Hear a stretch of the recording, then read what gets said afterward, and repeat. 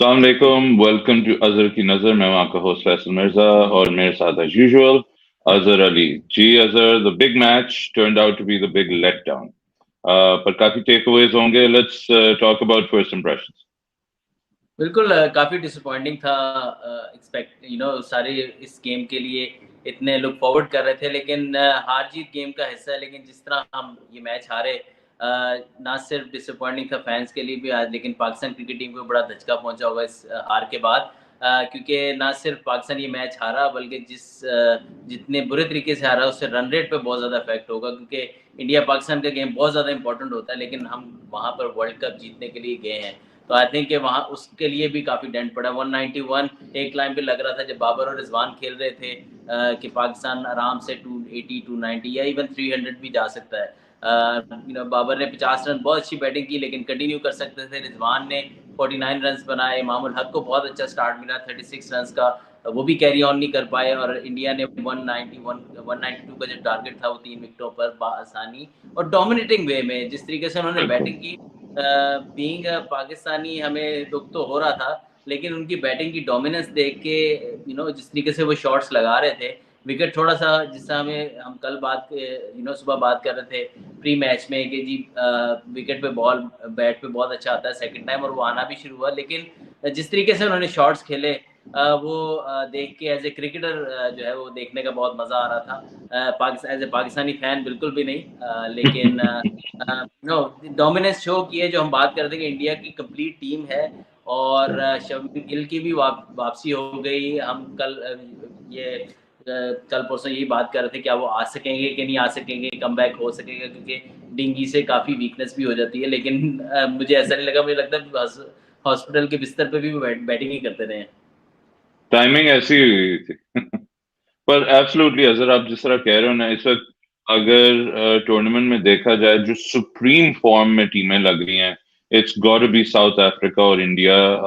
आपने कल भी कहा था, एज अ फैन तो ऑब्वियसली हम सब चाह रहे थे पाकिस्तान जीतेगा, but it was almost obvious कि इंडिया इसमें हावी रहना ही था। But let's talk about going forward, क्योंकि ये लंबा टूर्नामेंट है, आगे 6 मैचेस और खेलने हैं।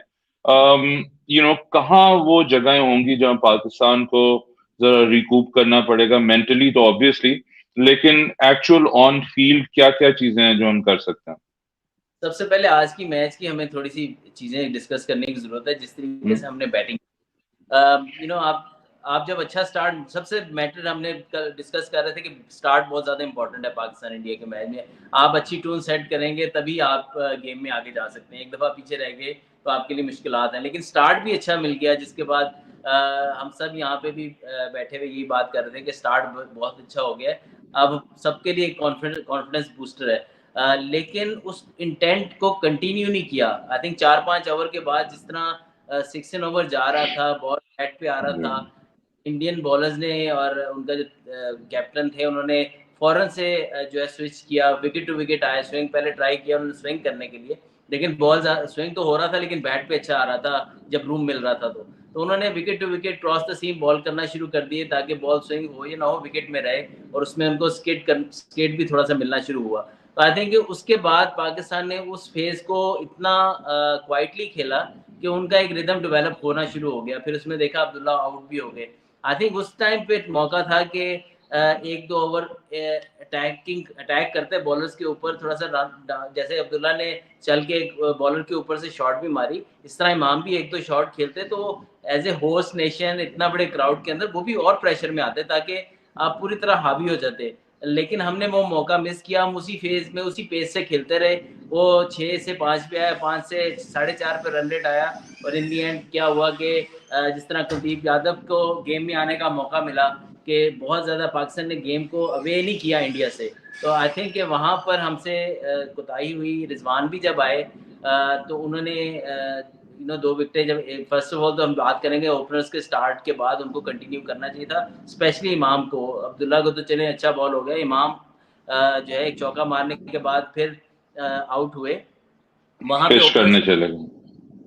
और ना सिर्फ लंबा लेके जाना चाहिए था, बल्कि थोड़ा सा एग्रेसिव भी और खेलना चाहिए था। तो आई थिंक वो मिस हुआ। फिर वो 2 आउट हुए, उसके बाद रिजवान और बाबर पे प्रेशर आया। बाबर तो आराम से अपना रन बॉल खेल रहे थे कि लेकिन रिजवान काफ़ी जगह पे हमें जो स्ट्राइक रोटेट उनसे नहीं हुई, इतने इनफॉर्म बैट्समैन 100 करके आए हों, तो उनको इससे बेहतर थोड़ा सा एफर्ट की ज़रूरत थी उनकी तरफ से। पार्टनरशिप अच्छी ज़रूर मिली पाकिस्तान को, लेकिन उसने कुछ ज़्यादा मोमेंटम पाकिस्तान को नहीं दिया। आई थिंक 30 ओवर तक पाकिस्तान के 29 पॉइंट समथिंग ओवर तक 155 स्कोर था, जो डिसेंट था। इससे 10-15 रन 20 रन और कर सकते थे, थोड़ी सी इंटेंट शो करते। दूसरी चीज़ ये हुई कि जब ये ख़त्म हुई इनकी पार्टनरशिप, तो बॉल सॉफ्ट हो गया। बॉल जब सॉफ्ट हुआ, बॉल स्पिन लेना शुरू कर दिया, और जो फास्ट बॉलर्स भी वापस आए तो उनको बॉल रिवर्स स्विंग करने का मौका मिला। रिवर्स स्विंग हमने देखा, और शुरू से ही उन्होंने वन बाउंस थ्रो Yeah. करना शुरू के bowlers across the seam bowling कर रहे थे, जो कि सीम के बगैर जब बॉल पड़ता है तो उसकी शाइन जल्द से जल्द खत्म होती है। तो एंड पे देखा काफ़ी बॉल स्कफ्ड अप हो गया हुआ था, तो इसकी वजह से उनको बहुत हेल्प हुई, और नए आने वाले बैट्समैन जितने थे पाकिस्तान के, उनको मुश्किलात हुई। उसके बाद मैं इस चीज़ का भी पाकिस्तान का वर्ल्ड कप का सबसे बड़ा कोलैप्स, 36 फॉर 8, ऑलमोस्ट बिल्कुल अनबिलीवेबल, अभी कहते हुए भी अनबिलीवेबल लग रहा बिल्कुल। और उसके अंदर मैं एक चीज़ ज़रूर मेंशन करूँ, कुलदीप यादव की हमने कल बात की थी, उसमें हमने ये कहा था कि उनको रीड करने में पाकिस्तानी बैट्समैन को मुश्किल होती है, और इस वजह से है। हम सिक्स बना पाते। ये यहाँ पे क्वेश्चन मार्क है पाकिस्तानी बैटिंग लाइनअप पे। भई, आप इतने अरसे से क्रिकेट खेल रहे हैं, आप क्यों नहीं हाथ से रीड कर सकते? आप कुलदीप यादव के इतने बड़े मैच में एनालिसिस चेक कर रहे हैं, 10 ओवर में सिर्फ 35 रन दिए उन्होंने, 2 क्रूशियल विकेट्स हासिल की। तो यहाँ पर डाउट आता है यार कि बैटिंग कोच वहाँ पे हैं, सीनियर, ना सिर्फ बैटिंग कोच हैं, मिकी आर्थर भी हैं, ग्रांट ब्रैडबर्न भी हैं, कोई ऐसी प्रैक्टिस कराएं जैसे इफ्तिखार को अब 10-12 साल 15 साल हो गए टीम के साथ, तो वो 10-12 तो हो, तो वो आप पिक ही नहीं कर रहे उनको, स्पिनर्स को। बाबर को भी इवन स्ट्रगल होती है, गुगली रॉन्ग वन जो होता है वो नहीं होता। तो टीम के साथ लोग हैं, उनको इन चीज़ों पे प्रैक्टिस करानी चाहिए, ताकि ये इस तरह का, ये तो नहीं हो सकता कि मिडल ओवर में कोई ऐसी बॉलिंग कर रहा है तो हम बस फंसे रहें। तो आई थिंक कि वहाँ पे हमें काम करने की ज़रूरत है, और ये क्लैश जो था वो राइटिंग ऑन द वॉल था। इतना बुरा नहीं, लेकिन मुझे था कि अगर इफ्तिखार या नीचे वाले बैट्समैन जब आएंगे इनके सामने, तो रीड नहीं कर पाएंगे। एंड स्पीकिंग ऑफ कोलैप्सेस, जिसने ट्रिगर किया, और शुरू से ही वाज लुकिंग लीथल, हालांकि अब क्या 10 कदम से आते हैं Bumrah, but he bowled exceptionally well today. और जो दो गेंदें आई थिंक उन्होंने जिस पे रिजवान को और शादाब को आउट किया, they were probably ball of the tournament. बिल्कुल, आई थिंक उस टाइम तक उनको रिवर्स थोड़ा-सा मिलना शुरू हो गया था, और जी बहुत ही डिलीवरीज़ थी। एक तो स्लोअर वन था रिज़वान को, वो टोटली मिस कर गए, उसको जज नहीं कर पाए। लेकिन शादाब को जो बॉल हुआ, वो आई थिंक जिस तरह कहते हैं ना कि फास्ट बॉलर के लिए डिलाइट होती है, वो था। और सिर्फ 19 रन, इन्होंने नया बॉल भी जो किया था वो भी जी। बड़े कंट्रोल से, हालाँकि मैं समझता हूँ नया बॉल खेलना आज इतना मुश्किल नहीं लग रहा था। जो बॉल जो है वो बैट पे आई, और पाकिस्तान ने काफ़ी चौके भी लगाए स्टार्ट में, इमाम और अब्दुल्ला ने, लेकिन उन्होंने एक साइड से क्वाइट रखा काफ़ी एग्जैक्टली, बुमराह आप देखें ना, वो जो आप चौकों की बात करें, इनके पहले 3 ओवरों में 15 डॉट बॉल हैं, 16, बिल्कुल, सॉरी।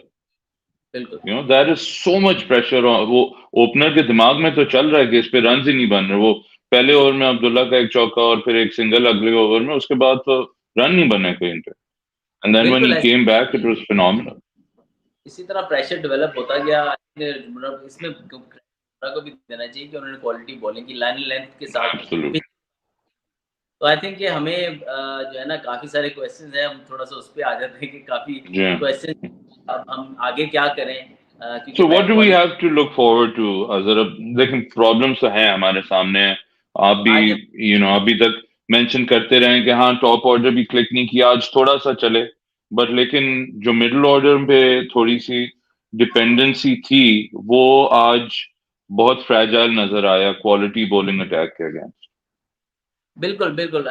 लेकिन हम देखें, आज जो हमारी स्ट्रेंथ थी फास्ट बॉलिंग, जिसको थोड़ा-सा पहले हैशटैग लगा कि भई कांट प्ले देम, तो अब आहिस्ता-आहिस्ता वो भी बड़ी ऑर्डिनरी तो नहीं कहेंगे, बड़ी प्लेएबल और बड़ा ईज़ी गोइंग लग रहा है। तो आज हर हर जगह से अब मुश्किलात नज़र आ रही है, स्पेशली अगेंस्ट गुड साइड। तो ये ट्रबल हमें होगा। तो आई थिंक हम काफ़ी सारे क्वेश्चंस हैं प्लेइंग 11 में, अब हमें चेंज करने की ज़रूरत है कि हम इंडिया मैच पे मैं भी ये समझता था कि अभी जो कंटिन्यू करना चाहिए क्योंकि इतना बड़ा बैच है।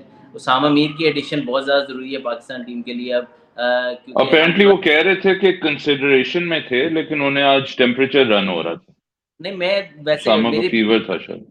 आज के मैच में वैसे भी आपको नहीं खिलाना चाहिए था। आप जो खेल रहे थे उन्हीं खेल, अब आपको एक फ्रेश जो है ना वो, क्योंकि जब नया प्लेयर टीम में खेलता है विदाउट एक तो एक्स्ट्रा बैगेज खेल रहा बिल्कुल, होता है, फिर बिल्कुल।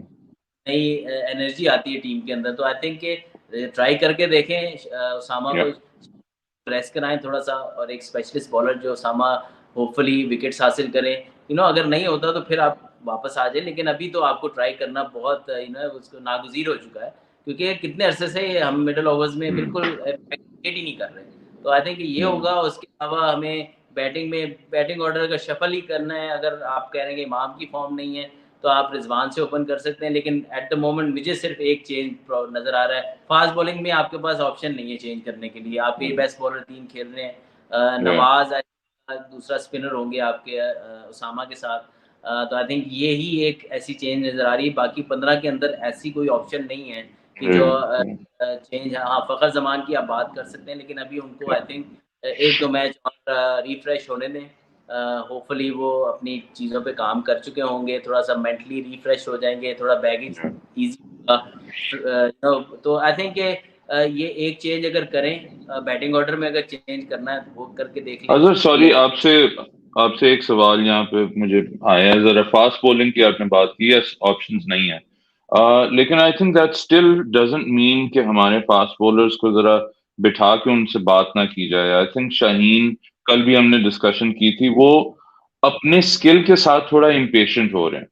आपने देखा आज, हालांकि उन्होंने 2 विकेटें ली हैं, बट वो अननेसेसरली शॉर्ट पिच बॉल्स के लिए जा रहे थे, वो भी उन प्लेयर्स को जो जिनका ब्रेड एंड बटर है, स्पेशली समवन लाइक रोहित, और जहां से उनको विकेट मिलती है वो चैनल ज्यादा छोड़ने पे आई थिंक वो ज्यादा ईगर हो रहे थे, probably searching for a wicket, लेकिन ऑब्वियसली वो रिजल्ट्स नहीं आ रहे। तो डू यू थिंक इनके साथ भी, आपने बिल्कुल सही कहा, ऑप्शंस नहीं है, but may be sitting them down, थोड़ा सा तसल्ली देना कि भाई यू आर द वंस। हुँ, हुँ। और वो भी बात करने की ज़रूरत है बिल्कुल। आई थिंक कर भी रहे होंगे, बॉलिंग कोच भी कर रहे होंगे। लेकिन मेरे ख़्याल में एक ऑनेस्ट मीटिंग होनी चाहिए पाकिस्तान टीम की। इस आई थिंक ऑनेस्ट ओपिनियन, एक फ़ायदा ये, चैंपियंस ट्रॉफ़ी में भी हमने इंडिया से जब मैच हारा था, तो एक ऑनेस्ट मीटिंग हुई थी जिसमें सब लोग ऑनेस्टली बोले थे।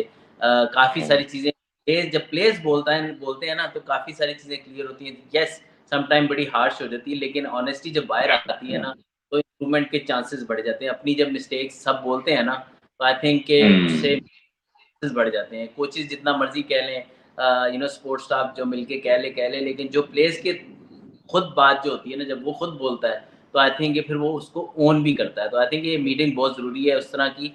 मिकी आर्थर उस टीम को हेड कर रहे थे, अभी भी कर रहे हैं। तो आई थिंक कि उनको वो चीज़ याद करनी चाहिए। आई थिंक उससे बहुत हेल्प होगी पाकिस्तान को।